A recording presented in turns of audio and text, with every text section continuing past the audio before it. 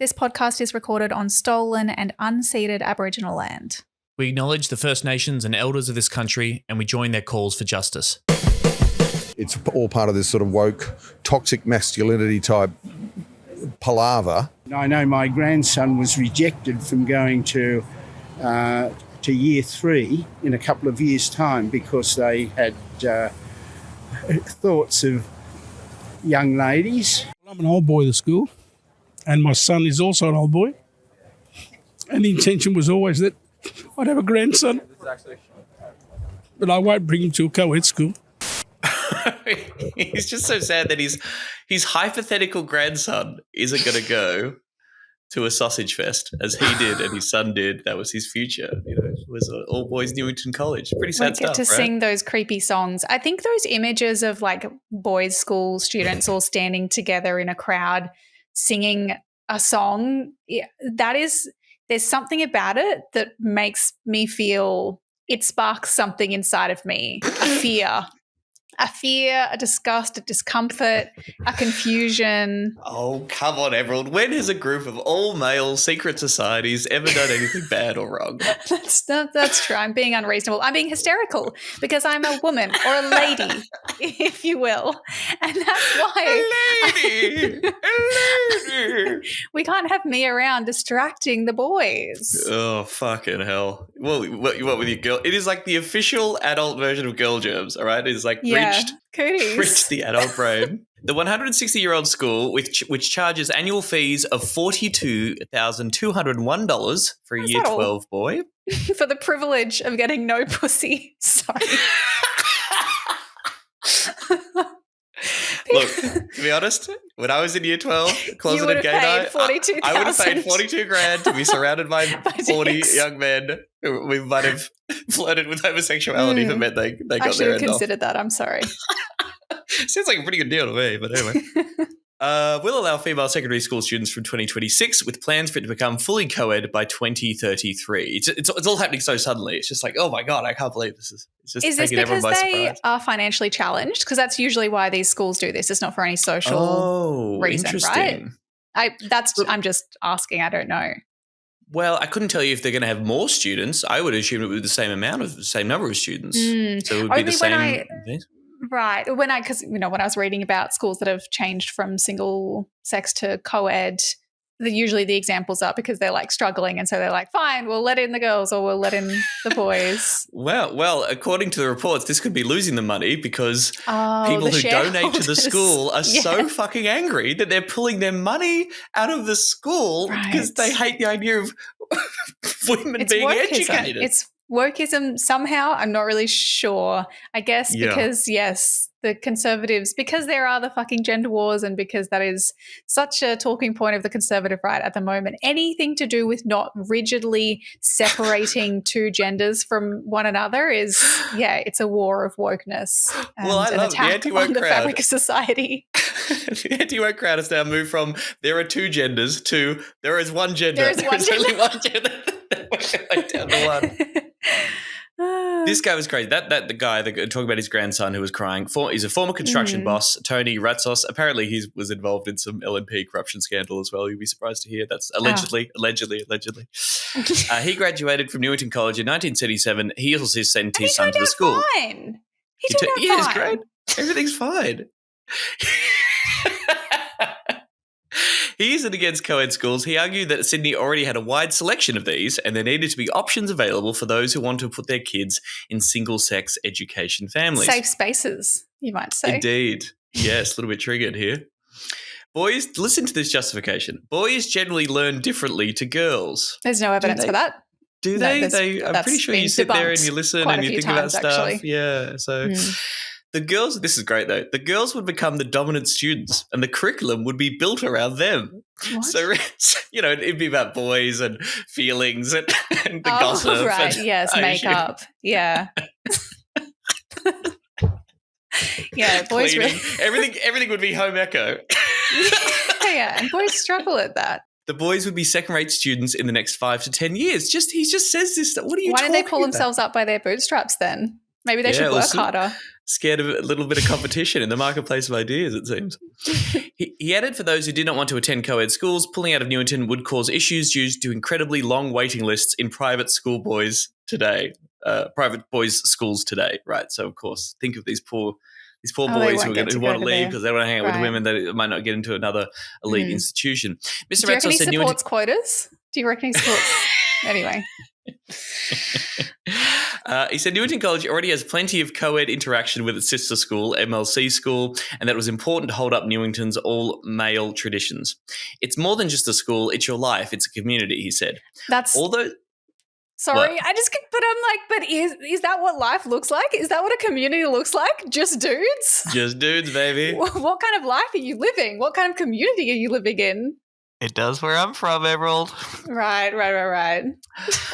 All these men today that were protesting, they're not strangers to me. They're my brothers. They're all old boys. It's a bond you can't break. Well, that's sweet. Yeah, it is. It's great. Bros before hoes. This is, again, it's a girl gem policy. It's a bros before hoes policy. Mm. He said that if the school were to go co-ed, that bond no longer applies. I cannot bond with a woman because the dynamics have changed. I can't bond the same way as I do with these men with girls. I don't think you should be bonding with girls, sir.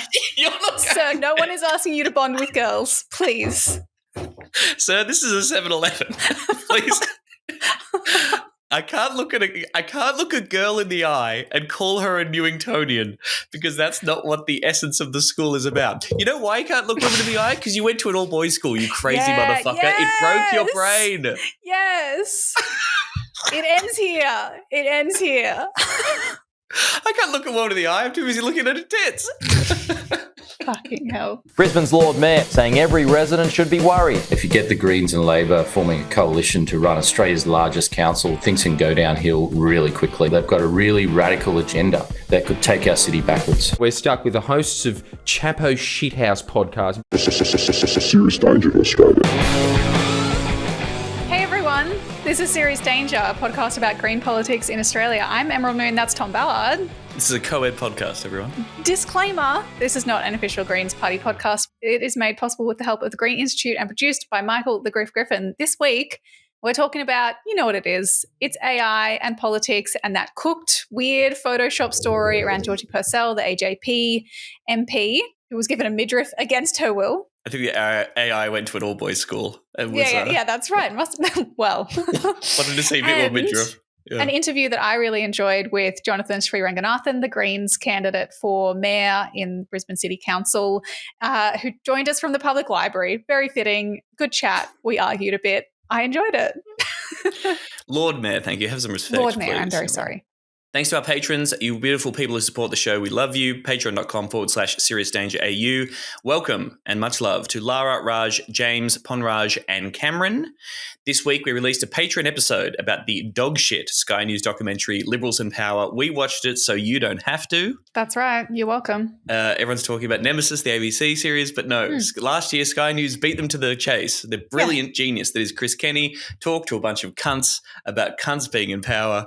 We watched it and dissected it. That is a bonus episode for all you patrons. You get a bonus episode every fortnight if you sign up for just $3 a month. Please do.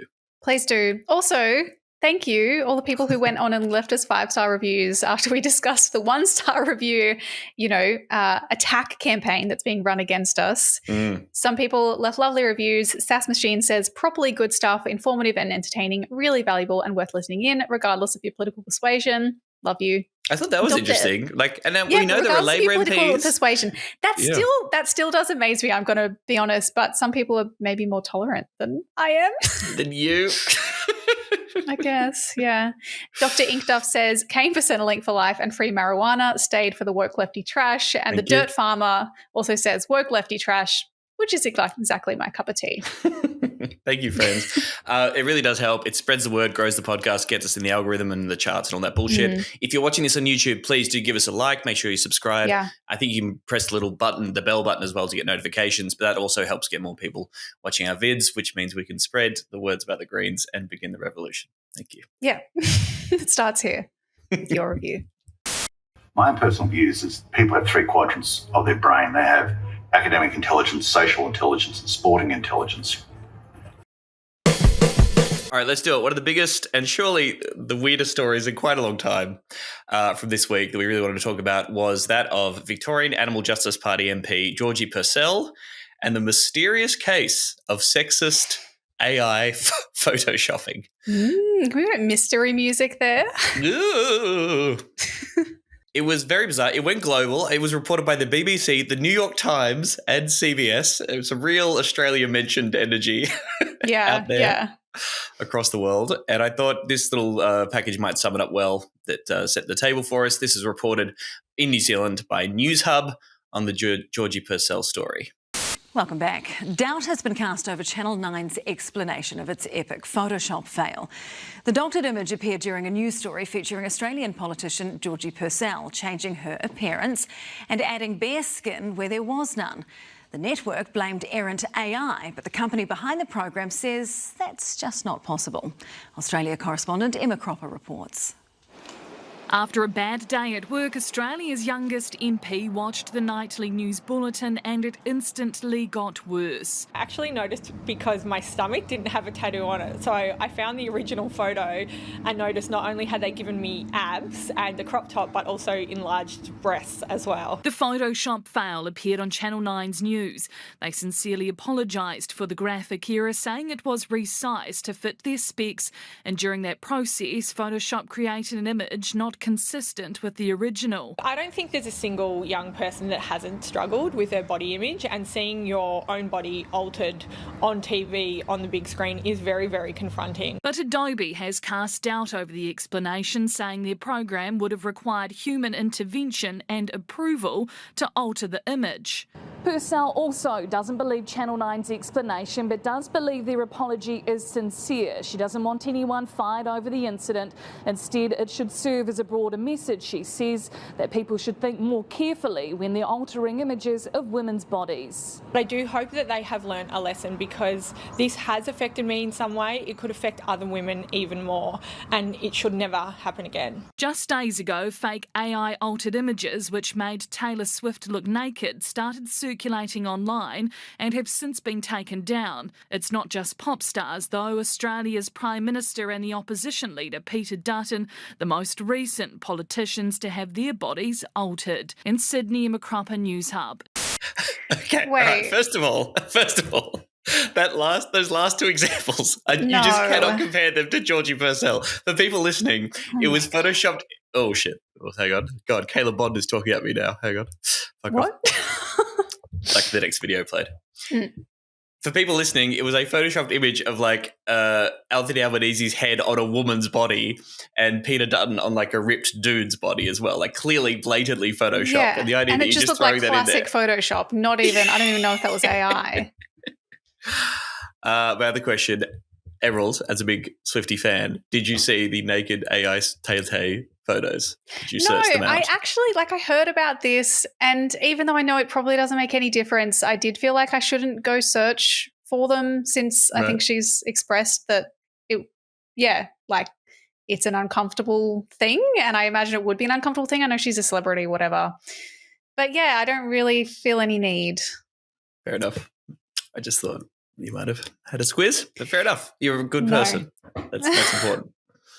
Okay, so again, just the timeline. 9 News apologised, said it was a graphical error, blaming automation while a staffer was resizing the image. Adobe says that is not possible. Any changes to this image would have required human approval. 9 was like, well, there was someone working on the image, but no instructions had been given on the tone of the picture. Like no one had been said, hey, make sure you make her hotter, increase the breast size, or show a midriff or what have you. Yeah. Georgie Purcell says she's not an expert. She doesn't really believe Nine's explanation. She finds that hard to believe, but she also doesn't want anyone fired, as we heard there. I don't know. What do you think actually happened here, Emerald? Well, okay, because as I understood it, there was things developed over a couple of days, right? And initially it was like just Adobe had said this couldn't happen without, I thought they said human intervention, but yeah, maybe human approval, which is even more vague. Right. But we were sort of like, well, yeah, so then can you really believe Nine's explanation? Because I didn't understand how it could have happened. But then people recreated this and explained how it could have happened. But then were people who pointed out that there was a version of this photo where it was cropped just below her breasts, like basically at the midriff line. And if you said use that tool in Photoshop that goes expand image, it just fills in the rest, and that's where it could have given her a midriff and abs. And that's clearly, I mean, that explains what happens to me. Yes. And so then it makes it a question more about why would AI have done that, chosen to do that without even explicit instructions, which I doubt that they gave it instructions to do that. Right. But also Adobe's explanation is like, oh, only a human could have been involved with this, gives the impression, or at least there was an impression flying around, that there was a deliberate strategy here to be like, okay, let's present this left-wing progressive MP or let's diminish her and get people to take her less seriously in the public eye, or like that this was a deliberate approach, or the idea to sex up this image courtesy of Nine News. I think the truth is much sadder. Right, which is that there is biases inbuilt into AI. The question is like, okay, sexism has happened here. Where does the sexism lie? Who did the sexism? Sexism lies in society. Yeah, mate. man. It's all the fucking, So it's everywhere. It's everywhere, baby. Yes. So I think we can dismiss the idea that someone at Nine News was like, ha ha ha, take this, Georgie Purcell. I'm going to show you midriff and increase your boobs to legitimize you as a political attack. All right. That's not necessarily true. But whether the AI program, the generative AI that is embedded in Adobe's Photoshop, results in these kind of altered images, and whether those resulted images, that generative AI has a bias to provide more sexist pictures, courtesy of just for courtesy of the algorithm. And because what is it learning from? Because that's the thing. Right. As we've spoken, when we've spoken about AI before, including in the interview with my sister, Georgia Hines, but we spoke about, is it AI or is it machine learning? And what is it? Because it's not coming up with its own thoughts. We don't have AI that does that yet. We have AI that, we call it AI, but it's just learning from humans, really. Yep. And so where it comes from ultimately is humans, but it's millions of humans over many, many years. It was Earth and all along. We're sexist. Yes. Well, our good friend Cam Wilson at Crikey, good friend of Serious Danger, has done great reporting around this and sort of like laid this out pretty clearly, I think. And first of all, he sort of establishes that we know that there is bias in AI models. Popular AI image generators have already proven to reflect harmful stereotypes by generating CEOs as white men or depicting men with dark skin as carrying out crimes. This shit was crazy to me. One researcher found that when you asked Midjourney to generate black African doctors providing care for white suffering children, the generative AI product would always depict the children as black and even would occasionally show the doctors as white. Just black doctor does not compute. Yeah. They're like, you must have made a mistake here. Let me fix that for you. Here's what you must have meant, I'm sure. Are you sure you want to do that, David? Yeah. Yeah. But even just the way that AI sort of, it makes an assumption almost that you've made a mistake and it fixes that for you. And so it necessarily trends towards like a normative ideal. And that is why I think that this would have been so confronting for Georgie to see, right? Because you would have seen, this is an image that encapsulates what your body is, quote unquote, meant to look like. Like this is what AI, which is a reflection of human society, thinks you are supposed to look like. And that fucking sucks. Georgie Purcell, I mean, not that looks bad or what have you, but I think she looks fucking awesome because she's got sick tats. And anyway, that's beside the point, isn't it? Yeah. There was also an example of, she's hot. Like, who cares? No. The group of scientists found that ChatGPT was more likely to call men an expert and women a beauty when asked to generate a recommendation letter. Wow. Oh, isn't that fucking creepy? Jesus. So anyway, Cam Wilson did the experiment, okay? So he's like looking at the generative AI features in Adobe's Photoshop. These features are introduced into Photoshop last year by Adobe. One feature is the generative expand tool, which will increase the size of an image by filling in the blank space with what it assumes would be there based on its training data of other images. So yes, as you say, learning from existing resources and the rest of society. In this case, the claim seems to be that someone from Nine used this feature on a cropped image of Purcell, which generated her showing midriff and wearing a top and skirt, rather than the dress she was actually wearing. To find out what Adobe's AI might be suggesting, I used its features on the photograph of Purcell, along with pictures of major Australian political party leaders. 3 men, Anthony Albanese, Peter Dutton and Adam Bandt. And two Major women, Pauline Australian Hanson. political party. Interesting. Yes. And two women, Pauline Hanson and Jacinta Allen, who also appeared in Nine's graphic with Purcell. What I found was that not only did Photoshop depict Purcell wearing more revealing clothing, but that Photoshop suggested a more revealing, sometimes shockingly so, bottom half for each female politician. It did not do so for the males, not even once. And so we can link through the article. You can see what Cam did there. He takes the shot of Adam from about his chest upwards, does the generative fill out for the rest of the image, and what do you know? He's just wearing a short shirt and jeans. The same thing happened for Dutton and for Anthony Albanese, even though Anthony Albanese was wearing a shirt, a little bit more casual. AI knows that Adam is a cool politician because it put him in jeans rather than suit pants. That's interesting. Thank you, AI overlords. And then for the women, and he has not published the female results because he's like, this is inappropriate because the images they generated, I think, included Pauline Hanson in quite a short skirt, I guess. So. What? Wow. I guess we missed out on that. But Cam says, far from being scientific, what it proves is that Adobe Photoshop systems will just suggest women are wearing more revealing clothing than they actually are without any prompting. I did not see the same for men. While Nine is completely to blame for letting Purcell's image go to air, we should also be concerned that Adobe's AI models might have the same biases that other AI models do. Yeah, that's the thing. To be clear, when we find an explanation for how this has happened through Photoshop's kind of infill process, that doesn't then absolve Nine News of responsibility for publishing the image. It's still true that there is someone who had to look at this image and go, yep, looks great, without checking for biases, in particular when we know that that's something that is really common with the use of AI. Yeah.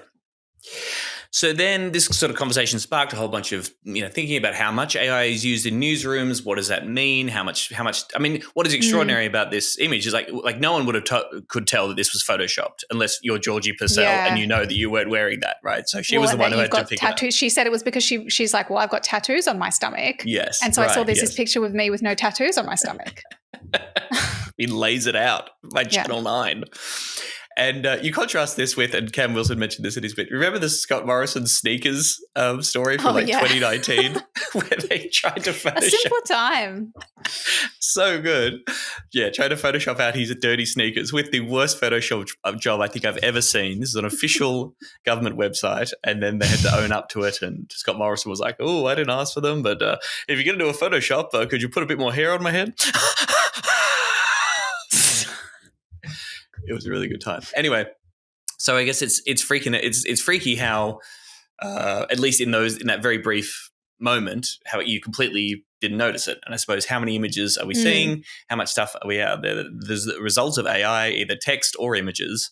And what does that mean for media and politics? Are you worried about our AI overlords killing us all, Emerald? I mean, yes. I think I am worried about people trusting AI or thinking that it is more capable than it is. I think that is the concern, and a lot of people who are experts in the space continually raise, it's not necessarily that AI is too powerful, it's that we believe it is. And I think when I had that interview with my sister Georgia, she was saying that sometimes, that people will even tend to trust a decision that's made by AI more than they would trust a decision that's made by human beings, which is actually quite problematic. It's often more likely that the decision made by AI will be more flawed. Yeah, well, Cam makes the point that it's sort of this cycle where because you have to pay less attention with AI, because AI is doing everything, then people pay less attention, more mistakes are made and go through the net, as opposed to, obviously if someone didn't have the option of using generative AI to make that image work, they aren't going to draw in a midriff or whatever or make that kind of thing up. So, when you are automating a lot of things, a lot of mistakes are going to be made. And when that comes to images, you can imagine in a context like a war, like what we're seeing in Gaza at the moment, you could see the potential for that kind of stuff. There's been a lot of talk about deep fakes. It's been a joke for a long time, but I think we are sort of getting closer to the point where they're getting pretty fucking good. And you could imagine, without a level of literacy and awareness of how much deep fake ads being run in elections can exist and how good they can be, you can see them causing a lot of trouble. Full respect to Georgie Purcell. I mean, we've critiqued the Animal Justice Party in Victoria before. Sometimes we think there's a weird political strategy going on there. We're like, hey, just join the Greens, guys. We'd love to have you. I think it sort of makes sense. But she's dealt with the whole episode with a lot of grace, I thought, and she did have a quote saying, "For now, at least I know what I'd look like with a boob job and chiseled abs." Yeah. Good on you. But the infuriating thing as well is the whole episode and the focus on the AI thing broadly overshadowed the reason why Georgie Purcell was in the news at all, why the story was being run. That news clip that you played, it starts with like, it was a bad day at work for Georgie Purcell, and then she went home and watched the nightly news. It doesn't explain why it was a bad day for her at work. I've seen some exceptions, and this has certainly lifted Georgie Purcell's profile in a way, and maybe that has drawn more attention to the underlying issue. Yeah, I'd say so. But she was out there because the Victorian Labor government made a frankly evil decision to not ban the very cruel practice of duck hunting. That was what she was out there sort of campaigning against. Duck hunting is currently banned in WA, Queensland and New South Wales. It's currently still legal in South Australia, Tassie and Victoria. I think maybe Queensland or WA banned it decades ago. Some states have not had duck hunting for decades Look at this point. The Victorian government set up an inquiry into the issue last year. It was chaired by Labor MP, Georgie Purcell, Greens MP, Kate Copsey, and there were 3 coalition MPs and a shooters, farmers and fishers and farmers MP. And who knows where they stand on the issue of in August last year, the inquiry recommended banning duck and quail hunting on all public and private land from 2024. That was the majority view of the inquiry. Of course, the Conservatives, the Coalition MPs and the Shooters Party, they reported a minority dissenting report because, of course, they did. This practice is cruel. The wounding rate is very high. It can be up to 40% of all for ducks. Like, you're wounding them. Wounded and not killed. Killing them. Yes, and not killed and putting through a huge amount of pain. The inquiry found thousands of birds were wounded each year and described it as an unacceptable animal welfare outcome. It's also, killing endangered and native wildlife. And the inquiry allowed some exceptions for traditional owners to continue hunting ducks and for farmers to control bird populations on agricultural land. But generally it was like, no, we should definitely end this fucking practice.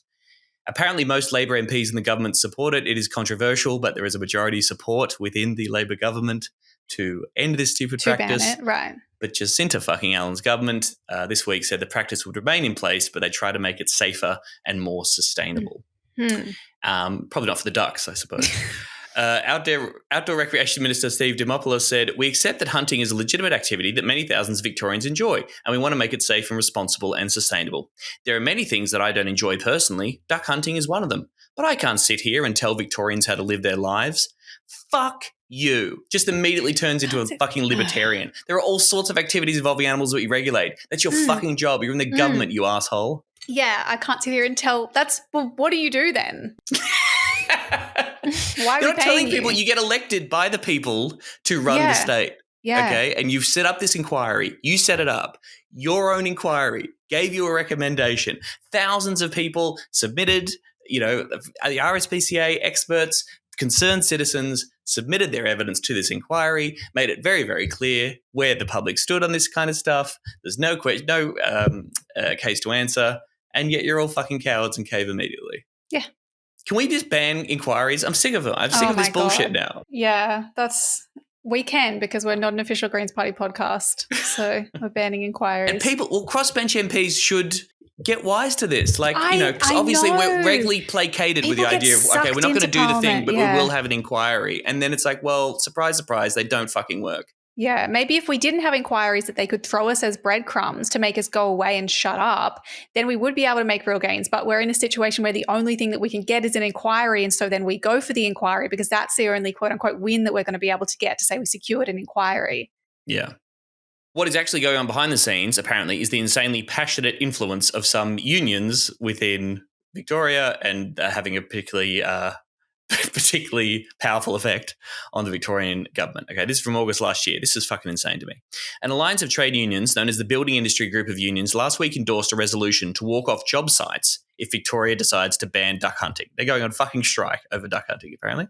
Wow. The group, which includes the Australian Manufacturing Workers Union, the CFMEU, the ETU, the Electrical Trades Union, the ETU used to donate to the Greens and was aligned to Adam Band, and the Plumbers Union represents more than 85,000 Victorian workers, many of whom on government infrastructure projects such as the Metro Tunnel, North East Link and Westgate Tunnel. The resolution also vowed to ban Labor MPs from big build projects and reconsider whether they work overtime on the project sites. This is how committed they are to shooting ducks in the face for 12 weeks. Okay. The unions have conducted surveys to their members and distributed flyers at mass meetings, seen by Guardian Australia, which claim the Animal Justice Party will move to ban all forms of hunting, as well as fishing, boating, and camping. Camping. Oh, my favourite shop. They're going to ban BCF? That's not BCF and fun. One flyer states the party will push for a ban on cured processed meats before ultimately ending all types of farming for meat. So it's just like the most deranged, negative, bullshit misinformation campaigning that you would expect to see from the crazies on the right within the union movement to terrify their members and to prioritise this over everything else. Purcell accused the union of misrepresenting a party's policies, which they absolutely have, and urged them to focus on real issues that matter to members. Troy Gray, secretary of the ETU, said being union is much more than wages and conditions, citing campaigns against apartheid and in support of Medicare, to be the fair, NDIS, quite similar. and superannuation. This is, now that I think about it, being able to shoot ducks in the head, that is similar to ending racial segregation. In 1856, Victorian building workers downed tools for 8 hours of work, 8 hours of rest, and 8 hours of recreation. 8 hours of shooting ducks. It is that working class recreation that is in the balance here. Right. This is really depressing, right? Because it fucking plays into the idea that, to be working class is to just want to shoot things or to be like, or that working class people even are fundamentally concerned with these like culture war issues. Like I agree that, we should just ban them. And I'm like, why the fuck are we even spending so much time on them? Because we should be focusing on class issues, and the fact that the unions are spending their time on this. God, what a state of affairs. It's tricky, right? Because like he's totally right, and I do believe in the idea of the union movement. I mean, the unions are regularly told just focus on wages and conditions or whatever. No, that is bullshit. They are civil institutions. They do have a role in society, and a better left, a stronger left, is a union movement that does get involved in wider social issues. But I'm sorry, shooting ducks in the face is not one of them. And this guy is like, it's now on the government to decide if it will stand with working class communities and work in good faith to improve and maintain this important recreation, or side with fringe animal rights activists. Now, according to the RSPCA, 0.17% of the Victorian population is actively participating in duck hunting every year. It goes for 12 weeks, and polling shows there is 68% support for banning the practice in the city and 60% support for banning duck hunting in the regions. What the fuck is You're going the on fringe, here? motherfucker. Yeah. You're the fringe. You're the weirdos. You're not representative of anything here. Jesus Christ. Anyway, Georgie Purcell is pissed. She says that the decision by the Labor government is absolutely is a gutless decision. She's absolutely furious. You've gone through this parliamentary inquiry, investigated, spent all this money. It's completely ignored. It's completely gutless. She said she would no longer support the government by providing votes as a crossbencher in the upper house. Now they'll see the worst of me. I thought this was really interesting. Seems to be, and I guess I don't follow Georgie Purcell that closely. Like I knew who she was before all of this, but I don't know if this is something she's done before, but I get the impression that it's not, where she has explicitly said, like, I have worked constructively with the government up until this point. I'm no longer going to do that. She's been posting on socials about it. That's been her thing is we're not friends anymore. Friendship ended. Like we're breaking up because of this. It's really interesting. Yeah. She's the youngest MP in Is she the youngest Australia? female MP or youngest? Maybe. But certainly the youngest in Victoria, sure. youngest MP, yes. Yeah. But anyway, of course, the Animal Justice Party, like this is if they're not out and angry and worked up and draw a red line on this stuff of like shooting ducks. I suppose and quails, so. Yeah, like this where is else? probably the biggest decision that Parliament has made that directly relates to animals, and that's, I guess, what they're there for. So yeah.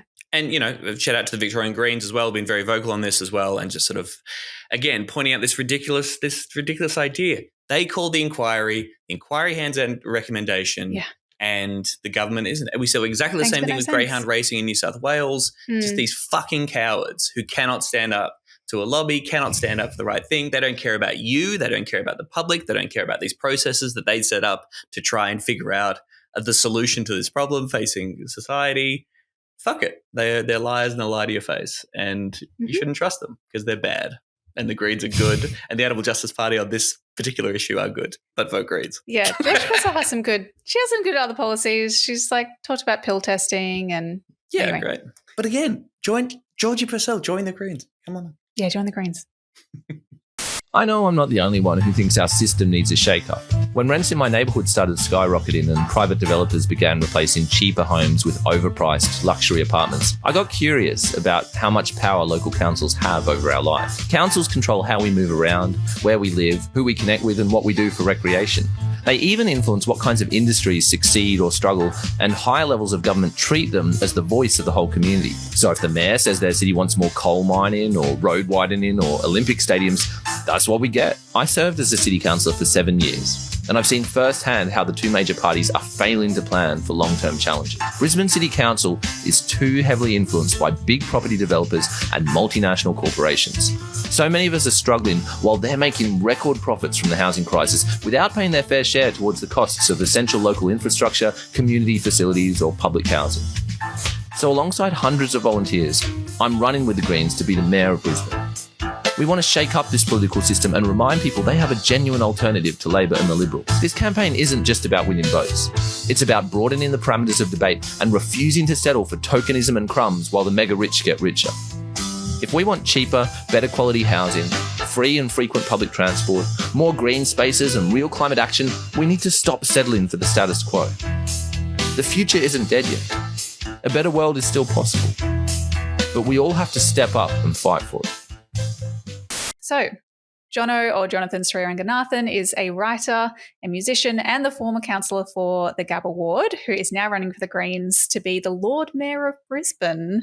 The election just 6 weeks away. Thanks for making time, Jonno. Thanks for having me. Do you think, I mean, just as an aside, I still think it's so weird that it's called Lord Mayor. Why? Yeah. It's wild, right? It goes back almost 100 years now, and actually the kind of the royalty and like the monarch has to decide to make it the mayor, the Lord Mayor thing. And there was this big debate in the council chamber because some councillors were like, we don't need the Lord Mayor title. And the Conservative Party wanted it to be called the Lord Mayor. Of course. And it became a state election issue whether or not they should rename the Brisbane Mayor Lord Mayor.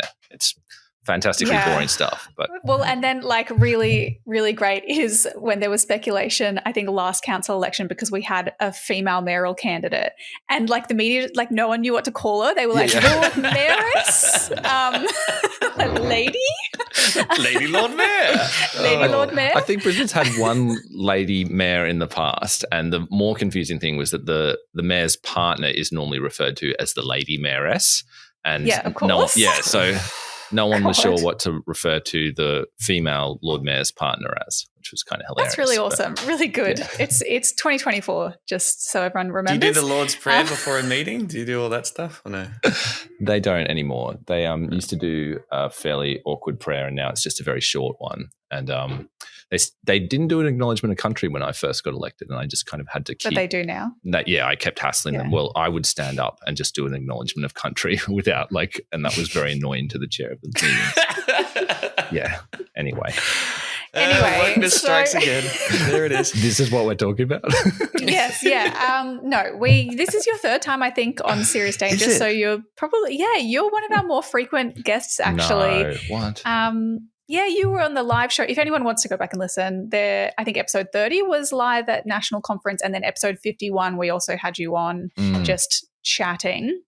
If anyone isn't familiar with your work, though, I was like, we don't need to spend more time probably talking about you as a, quote, controversial or divisive councillor, as you're always referred to in media. Maybe you could just give us, your 2 or 3 top most favourite or kind of what people might know you as, your controversies. Do you have a top 3? I mean, the first one that really stuck out was when everyone decided that I was insulting Anzac veterans. And that was hilarious because what I said was like, oh, look, yes, people are annoyed about protesters blocking roads, but roads are closed all the time. Roads are closed for construction projects. Roads are closed for Anzac Day marches. And that's literally all I said. And someone's like, he's comparing the diggers to Extinction Rebellion. And then it became a bigger thing because they're like, oh, how dare he compare climate protesters to Anzacs? And suddenly they're like statewide headline news saying Jonno hates the Anzacs. It was next level ridiculous. Anyway, I think the next controversy is that I'm actually getting shushed by the librarians. For those who can't see, I love that you can't yell because you're in a library. I'm in a public library, and they're kind of giving me the shh. So I'll try and flip the camera around for those who are watching. I'm literally just in the library, and is it very quiet? It's pretty quiet, and I was talking a bit loudly, and now the librarians have come and they're very friendly. But like, I get it. But where else am I going to go? I live on a houseboat. I don't have internet on the boat. It's very hot on the boat. You guys like, Jonno, we need a high-quality internet signal in order to interview. I'm like, well... It's important. I know. God, yeah. Anyway. All right. Sorry, back to politics. No, it's very fitting. We really like it. I had a thought this week when I was going to the library. Sometimes I just think public libraries they feel like a miracle in this current context. And so I love that you're at a library. Yeah, well, this one's only open like 4 days a week. But it's getting really well used. And I think it speaks, to the fact that people need public facilities, and there are lots of people who don't have good internet or comfortable housing, and so this is where they come to hang out, and it gets it's well used. It's still like it is one of the few things that has somewhat escaped the brutal neoliberal logic, right? Like this idea, why should my taxes be subsidizing you reading? Could be an attitude that you would argue in one of the most successful long run in socialist institutions in sort of Western society. Yeah. I love libraries. But since you're in the library, I guess we should probably get a crack on with the actual interview before, you get shushed and kicked out. We wanted to have you on because, you're running for mayor. The council elections are they're like almost 6 weeks away, or just over 6 weeks away now. You announced you were running for mayor in August last year after you'd quit as the councillor for the Gabba ward. Curious to know about the decision to leave, to quit, to retire as a councillor and go for mayor. Do you think there's more stuff you can do at a mayoral level, or what was the thought process that went into that? Partly, honestly, I'd been in city council for like 7 years, and I was getting a little bit sick of dealing with like footpath upgrade requests that I had no power to address, because as a councillor, you have all these great ideas of how you want the city to change and how you want the neighbourhood to evolve, but the city council is still controlled by the Liberal National Party in Brisbane, and it's hyper partisan. So whereas other local councils in other parts of Australia, maybe you have a bit more leverage, or you can negotiate with the mayor and say, hey, can you fund this? Or why don't we try these bike lanes? In Brisbane, the Liberals are so conservative when it comes to, say, transport planning or zoning policy that really to get much change done, you need to knock the Liberals out of the majority. And so that was what it was. I was like, look, if I run, we can hopefully build a stronger campaign around that and take enough seats off the Liberals so that they don't have majority control over Brisbane City Council. And I guess that's broadly what I'm doing. But the other piece of the puzzle is that the council has so much power. And like Brisbane City Council is not just a local government that's administering local services. It's this major power base for the Liberal National Party in Queensland, and is kind of like the tail wagging the dog of Queensland politics. And then in turn, Queensland is this kind of key swing state in the Australian political landscape. Politics, So the culture of council shapes the people who live in the city of Brisbane, and Brisbane shapes the state disproportionately. And so I think it's this key lever or pivot point in the national political landscape that we often under-theorise. We focus so much on state and federal politics, and we forget that a lot of cultural and socio-political change starts at the local level. Well, it's quite a big deal, right? People talk about the fact that the LNP mayor of Brisbane is the highest ranking LNP elected official government on the mainland, right? Apart from Tasmania, they're the only big deal when you got Labor state governments across the country. And he often functions as like a sort of de facto state opposition leader. He's probably more influential than the state leader of the LNP in Queensland. So, I think I'd agree with that. Yeah. And so, because, what are the numbers for folks who might not know? How many votes would we actually need to win the mayoralty, but I guess also what it's looking like in the other seats? So right now, Brisbane City Council has 26 councillors, and then the mayor is a 27th seat, and the Liberals hold 19 wards. So they've got 20 out of the 27 seats. Labor has just 5 wards. There's one independent who's a former LNP councillor who had a falling out with Campbell Newman, and then there's a Greens ward. So right now the Greens have 1 out of 26 seats. To knock the Liberals out of majority, we basically need to win 6 or 7 seats, or Labor needs to win a couple more and we need to win 4 or 5. And if we can get the Liberals below 13 wards, then it's a kind of Greens Labor shared majority. So to be honest, it's a pretty big ask. The mayoralty has about 900,000 voters. Every resident of Brisbane who's an enrolled voter gets to vote. So it's a huge electorate, last year in Brisbane, or 2022 in Brisbane, the Greens won 3 federal seats, and that was a big thing. But this is kind of twice the size again. So, it would be. Could you win the mayoralty, but the council still be dominated by the LNP? That's theoretically possible, and that's like my worst nightmare. Isn't that insane? Because other councils, then? they elect a council, then the council itself nominates within the council. They nominate or they elect the mayor. The mayor sort of comes out of the majority of the council. But it seems like a very different structure, and you could have a Greens mayor with an LNP dominated council. But interestingly, that's what Campbell Newman did. The first year he won as mayor, there was still a Labor majority, but he was very strategically effective at kind of basically he would announce things and say the council wants to do this and build public support for an idea, and then kind of wedge the Labor councillors into supporting the position he'd already announced publicly. And I think as mayor, you've got so many resources, you've got such a big platform, you've got a fair bit of executive power that you can kind of steer the direction of the council administration, even if you don't have a majority of votes within the chamber, but it would be a lot more difficult. Realistically, though, if I'm winning the mayoralty, we're probably also winning enough seats to knock the Liberals off majority. Right? It would be really odd if a whole bunch of people are voting for Liberal local councillors, but then voting me for mayor. It could be tactical voters. We'll I don't know what the hell these. They really love Jonno. I mean, you have a pretty strong personal brand. And honestly, no one thought we could win the Gabba in 2016. It seems completely unlikely. So stranger things have happened. So what's the plan? What is the strategy to get there to win a bunch of wards and kick the LNP out? So, on the ground, in some respects, it's kind of a traditional Greens field campaign. There's lots of door knocking, some phone calling in certain electorates, and we'll have a really big presence on the polling booth and that sort of stuff. Parallel to that, I'm running perhaps a stronger anti-establishment message in line and trying to pick up those people who are just cynical of the major parties. They might not be rusted on Greens supporters, but they've got an appetite for change, and it's a 3-horse race. It's either Greens, Labor or Liberals. So anyone who's frustrated with the 2 major parties, hopefully we can scoop up that support. And at least this time around, we've had a lot more media coverage than we would normally for a local council campaign. I think some people in the Greens are like, we don't have quite as much coverage as we got in the federal election. I'm like, because it's local government. A federal election.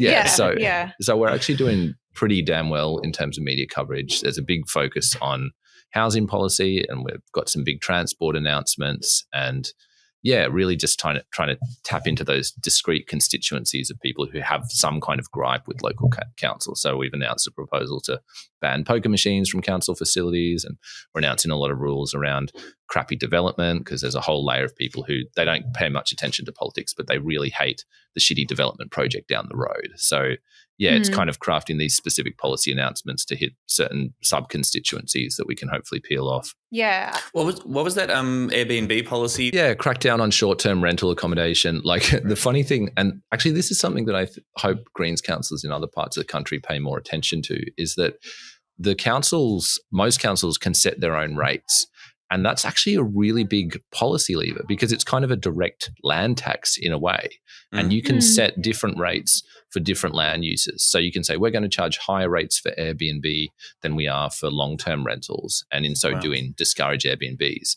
And we're doing the same in the council election. We're proposing higher rates for vacant properties to discourage properties being left vacant. We're proposing higher rates for landlords who jack up the rent. So that's effectively how we can introduce a rent freeze at the council level. So I think a lot of people underestimate the value of council's policy levers, because most of the time, most councils don't do that radical stuff. They just it's meant to be roads, rates and rubbish. That's what we've been taught. Whatever it is, right? Yeah. It never actually was just those things. It was always a much bigger, councils have always played a much bigger role in terms of leading communities and shaping cultural norms.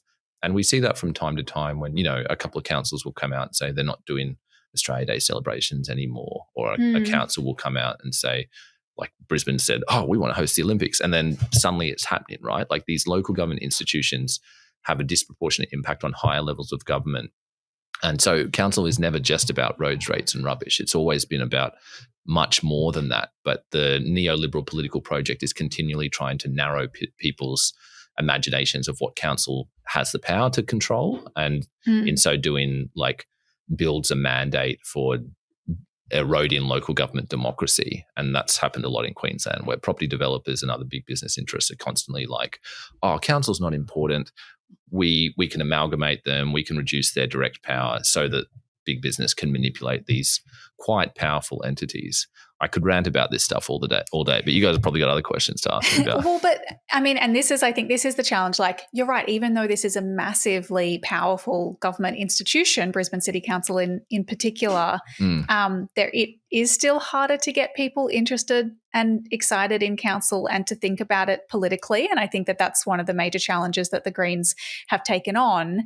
And the kind of top line, the political analysis or pitch that is being made to voters is that you've got an LNP council that has cut $400 million from the budget to pay for tax cuts for developers, and that says something about their closeness, their alliance to big corporations and developers, and that they will prioritise those profits over services and infrastructure for people, which is a pretty core Greens message, right? And translating that to a council level.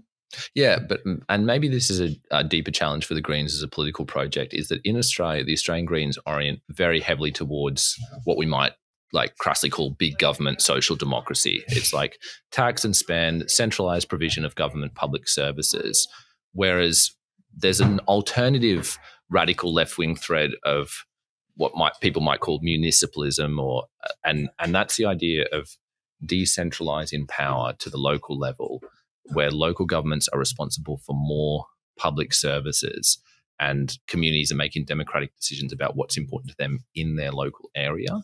And that kind of shift is something that I think it's hard for a lot of Australian Greens supporters to make mentally, because in their heads, 100 years from now, the Australian nation state will still exist. That's kind of their default presumption, is that, but whereas I come at it from the perspective of like nation states are inherently violent, like a nation with strict borders cannot exist without guns to police those borders.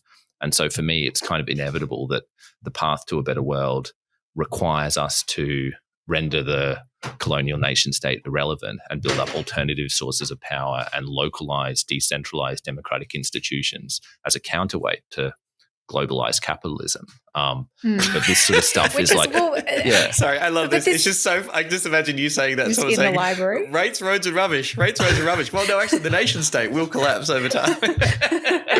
Well, either it'll collapse or we'll all drown in like climate apocalypse. Like, But yeah, I think that there are a lot of people in the Greens are state socialists or democratic socialists who don't necessarily agree with that. And there's a friendly tension there, but I actually think that, yes, I like that we have both you and people who are like, no, we want the state. We want the state to be the provider of services. It's a broad church, everyone. It's a broad church. It's a broad church. But there is a really deep contradiction there in Greens politics, because if you want the state to exist, what you're essentially saying is that you want violence to be used to police its borders.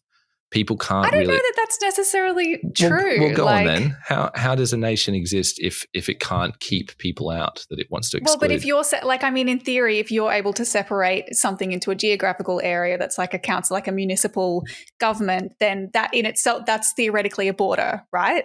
Like, no, we'll have to have a whole other podcast about anarcho-communitarianism and like anarchic confederalism. There are so many other models of like government and decision making and how societies can be structured, but we're just, I think, trapped in this mode of thinking of like, oh, it's nation states or nothing else. That's Isn't a bike path kind of like a border, down the street? Like, aren't you really? Like, that's right. We just have a bike path around the whole of Australia, and it's safely separated and shaded.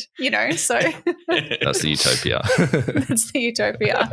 But yes, like it is maybe little wonder then, because I was going to say it's funny the way that the LNP in particular, but the media and Labor and everyone responds to you talking about things, whether it's banning pokies in council-owned clubs or just keeping libraries open for longer or more bikeways. It's all dangerous. Like the word dangerous is constantly, that is the LNP's response to everything this week. Even, the LNP, like it seems like sort of officially launched their council campaign for the media, and the headlines were all about the Greens and a, quote, desperate coalition. Everyone should be very worried. Like, I think that is a stupid strategy because it makes us look really big and like serious contenders. And yeah, it is a silly strategy because it's inflating our relevance and creating a contest where, I mean, really Labor is not a serious threat at the local government level. It's either going to be Greens winning more seats or the Liberals are going to hold on to power. So by continually attacking us, they are definitely increasing our relevance. But I mean, yeah, it's also interesting that that's all they've got. Like their only criticism of us is this hyperbolic, like hysterical, like shrill critique of the Greens are anti-motorists and they're going to collapse society. Like, because there are now more federal Greens MPs in Brisbane local government area than there are Labor federal MPs or Liberal federal MPs. The Greens actually have more federal seats in Brisbane than either of the major parties. And so when you've got these, like, when the Liberals are shouting like, oh, the Greens are going to destroy society, the 400,000 Brisbane voters already have a Greens federal MP and the city hasn't burned down yet. So there's like, you know, it just doesn't cut through as credible for a lot of people, I think. But I mean, it's also particularly when some of those MPs are at your local school giving your kids a free breakfast, or just like the lived example of having local Greens MPs of being nice, normal people who are actually doing stuff with their power and resources. Totally. But I think I mean, it feels obvious to me at least that a lot of this stuff is also racially coded. Like even, you know, the deployment of like terms like un-Australian and like continually, like I think at some point the mayor has Have they been using un-Australian? I hadn't even seen that. They use that all the time against me. But even like in response to my pretty staunch support for the Palestinian liberation struggle, the mayor like accusing me of directly supporting terrorism. Like this is stuff that I think generally speaking, I mean, Maureen Faruqi's copped it and I've copped it and Lydia copped it before the party kicked her out. But there's not many other white Greens politicians who cop as much of that, what I think is racially coded critique. Yeah, we've spoken about this before, I think, but it's so clear when you look at other politicians who are actually saying the same things, who may even be like, who are just as radical or more radical on various issues, but don't get coded in the same way, don't receive the same kind of attacks. I mean, I think that it seems like the media attacks have been slower since you announced your mayoralty. And I wonder if that is because they're starting to realize that just boosts your profile in a way, and they see you as a real threat now, and so there is kind of that pullback. What do you think of that? Perhaps. I mean, perhaps also there was a bit of a circuit breaker when I stepped down and now I'm no longer an elected representative. So true. You know, there's that kind of pearl clutching moral indignation of like, how can an elected representative say these things? He's being paid from our taxes. Yeah. Perhaps that's part of it as well. But I think also it's not so much that the media has realised that they're giving me more profile. What's happened is that the media has realised I'm actually quite popular. Like we don't know how popular, we don't know exactly. Like I don't want to blow my own horn, but like they're like, oh, actually, some people like this guy. And when we run these really negative stories about them, we get all these complaints. And so the media is also, although they're often quite detached from reality, they are still somewhat susceptible to public pressure and public opinion. And even like yesterday I did an interview with 4BC, which is one of Brisbane's most conservative radio stations. And even the host was like, look, we're getting messages in from callers being like, oh, never thought I'd vote Greens, but this guy sounds all right. You know, like, so even in that world, people are like, uh-oh. Yeah, it's interesting. Yeah, I'm sure. So maybe we can close, like we can head to the sort of what your predictions are. Do you think that the Greens, the way that the campaign is going at the moment, the response that you're getting from voters on the ground and the kind of media response, how likely do you think it is that the Greens are going to pick up a bunch of seats or even potentially the mayoralty? I mean, I think it's likely that we'll pick up a couple of seats, but honestly, we don't know. And like one of the contradictions of electoral politics is that you're always projecting confidence. You have to talk a big game and be like, yeah, we're going to win a whole bunch of seats because people want to back a winner. And there's this kind of cyclical thing of like the puffer fish effect of like you make yourself look really big and then people take you more seriously. But the Brisbane City Council is such a big electorate. Like I said, it's like more than like 900,000 voters, I think, at last count. So way too big for us to door knock the whole thing. We know that in the areas where door knock in, our vote is really strong. And I think we'll pick up several wards across the inner city fairly comfortably. That's my prediction. Hopefully I'm not coming across too cocky. But like the real question will be what kind of swings we get in the middle burbs. Yeah. But we just do not know really what our support level is doing in the outer suburbs right now. We haven't even had the money for a poll. It's like I'm out on the ground in outer suburban locations and people recognize me and they're like, oh, there's Jonno. Good luck, mate. Hope you get the mayor. So like that's cool. But I don't know. That's obviously a skewed sample. So there's really, say with recent state and federal elections, we've had a better idea of how we're going in our key seats because we've had like multiple polls coming up before an election and we've been at such a critical mass of door knocking. So yeah, this one feels like we're in the dark a little bit more. But I kind of feel that way too. I really don't know. I mean, and it is interesting, yes, like Labor from the very start of this council campaign just seems to have sort of retreated to the suburbs. Like it's almost as though they're barely focusing on inner Brisbane. They've just decided we probably, it's Greens territory now or the Libs will keep it. And so they've had this messaging that's all about the suburbs, presumably because they're thinking ahead to the state election and sandbagging their state seats from a Greens kind of insurgency there. And it is what's interesting about the council election, of course, is that, the result of that, to my mind, is like that's the key. That's when you look at that and you have to probably reassess everything when it comes to the state election in October. But I mean, I don't even think Labor is that sophisticated. I think Labor has not campaigning very well. The Queensland Labor Party for the last kind of 2 decades has completely neglected local government, whereas the Liberals see it as a power base and understand its political significance in terms of shaping the culture of the Brisbane body politic. Labor has missed that completely and it's been to their detriment. And that's partly how the Greens have built power, right? Like we won the Gab Award and we built on that to win state seats and then federal seats. But Labor doesn't seem to have the Brisbane local government elections as part of its election strategy for state and federal seats. And they don't run strong candidates. They don't put much resource in. It's obvious that sometimes their local government messaging cuts completely across their state and federal messaging. That's true. And so, I don't even think they've thought about it that deeply. I think it's just like half a dozen Labor councillors and some random person they tricked into running for mayor kind of running around working out, what do we talk about? They've got compromat on them and forced them to run. When was the last time there was a Labor mayor of Brisbane, or was it just been I think I was still in high school. I think it was like 2002, 2003 maybe. Like Jim Sawley was the last Labor mayor or Tim Quinn maybe. It was decades ago. The Liberals have held power in Brisbane for 20 plus years now. So I don't think people can even imagine what it would be like to have a different, more progressive council administration. We've just become so used to a certain paradigm that we can't even imagine a different way. The Brisbane City Council colours are even the LNP colours, and I never really I don't know if that's a deliberate or how that happened, but it's true. Like they're almost synonymous with the LNP. Good branding. Are there any campaign events, like debates, leaders debates? Are you going to be on the same stage as Adrian Schrinner? Actually, is that coming out? What's his name?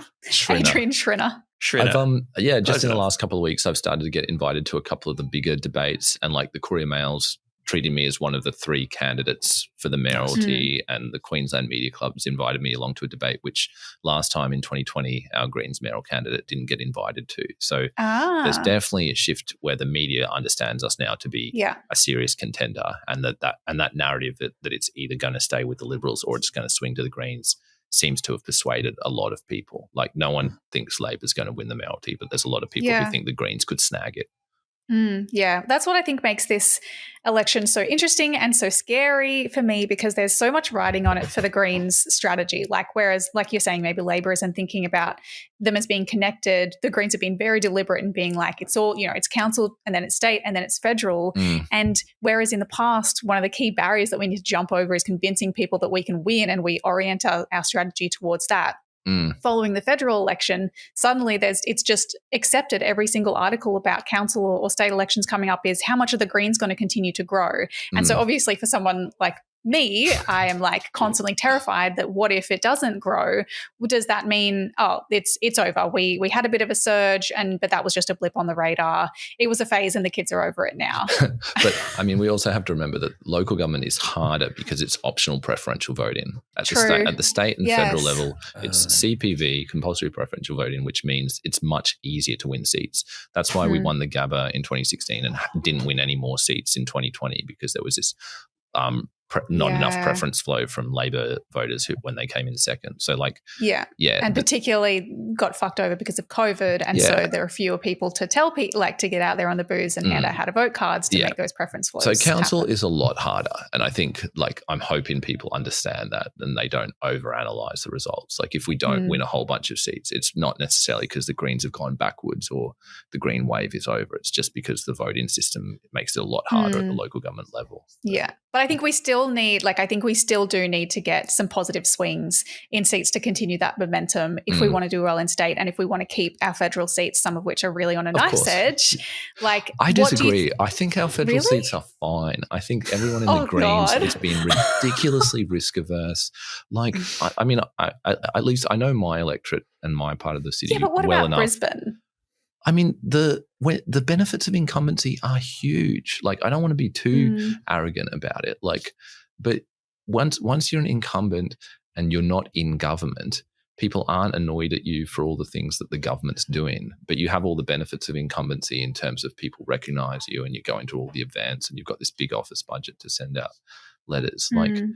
It's almost an ideal position to be in, to be the incumbent, but to not be in government power, because you can blame the government for everything that people are annoyed about, and you just have to just keep doing a good job of being a local elected representative. When I won the Gabba Award for the record. When I won the Gabba Award in 2016, we won by a margin of 300 votes, and then when I think we ended up on a 15% swing coming into the 2020 election, and we didn't even do that much. But that wasn't just incumbency. That was a fucking massive campaign and years of work from you and your office, and a whole lot of other factors. Sure. I don't want to downplay all that stuff, but we didn't actually do a huge amount of door knocking for my re-election campaign in 2020 for the Gabba. We were way short of where we were in the state and federal campaigns around that time. Incumbency is just such a massive benefit. So I don't want to get too arrogant, but I think our federal seats are fine. I hope you're right, Jonno. And I think what I think the Greens should be doing is putting more resources and energy into pushing out into winning more state and federal seats. Because if all you're doing is sandbagging and defending the couple of seats you've already won, you're kind of on the back foot. Whereas if you're threatening Labor and the Liberals in other seats, then they have to divert resources to defend those seats, and they can't put resources into winning back the seats that you've already held. Go on the attack. Don't just be we've got to defend Brisbane and Ryan and Griffith. Be no, we're going to take Moreton, we're going to take Bonner, we're going to take Lilly, mount a serious challenge in those electorates in suburban Brisbane. And then the major parties don't have the resources to challenge us in Brisbane and Ryan because they're so worried about losing their only seats left in southeast Queensland. That should be the strategy. It should be a more confident, assertive approach rather than this, because we've seen the same thing with Adam Bant down in Melbourne, where every federal election the party's we can't lose Melbourne, we'll have to put more money into defending Adam. That's probably a bit silly at that point. Guys, he's fine. You look at the primary vote, you look at the trends, there's no strong challenger. Why is the party still wasting hundreds of thousands of dollars defending a very, very safe seat when we could be putting that resources into winning more seats? It's a no-brainer to me. But dear listener, Jonno and I maybe have a difference of strategic opinion on some levels, but I do agree that you need to force the major parties into pouring resources into trying to prevent themselves from losing more seats, so that they're not just fully spending all their money attacking us in the seats that we hold. We probably are starting to run out of time. Maybe before we go, do you have any, for people who are in Brisbane, probably a different answer to those who are outside of Brisbane, but what people can do to help if they don't necessarily believe that we're totally fine and we're just sounds like we don't have to do anything. It's great. That's fine. If you're out of Brisbane, give us your money. We need donations. Money. That's really true. For sure. That's the biggest challenge for the council campaign. My starting budget for the mayoral campaign was $0. And then eventually the party was I think we can find a couple of thousand. So For an electorate of 900,000 voters, the party put in a grand total of about $4,000 to the mayoral campaign. But we've raised tens of thousands of dollars since then. So there's a lot of people out in the community who see value in the project. And part of it for us is not just about winning votes, but it's also about pushing these ideas further out into the community. So whether we actually win or don't is kind of beside the point. The point is to normalize a completely different politics and a completely different set of much broader policy demands. So yeah, if you're outside of the city, please flick us a donation. There's links on my website. And we can put those in the show notes too. And if you're in town, come volunteer for us. We could really use more people to come out door knocking, but also on election day, we need people to hand out flyers at the booths. We've got lots of letters to deliver. We're like hand delivering several 100,000 letters over the next couple of weeks. So quite overwhelming. There's lots of ways to get involved as a volunteer as well. Yeah, cool. Any last questions, thoughts, Tom? No, I'm just I'm gunning for you. I think we all agree a good strategy is to win votes. And yes, so I agree win with votes, that. convince people of a political project, and everything will be great, and we will dismantle the nation state. And keep an eye out for anti-eviction actions over the next few weeks, because as we go out and door knock and talk to people, we're meeting people who are getting evicted, and we're going to do what we can. So I think even next week there might be another eviction blockade action that we'll need volunteers out on the ground for. Would that be like people can keep an eye out on your social media? Follow my Is that the socials best channels. one? Yeah. And cool. if you want to sign up for email updates, jonathansri.com/updates is pretty good too. Sweet. All right. Thanks, Jonno. Thanks, stop annoying everyone at the library now. We'll let you go. See ya. There we go. All right. Catch us later. Thanks for your chat. All right. Thank you.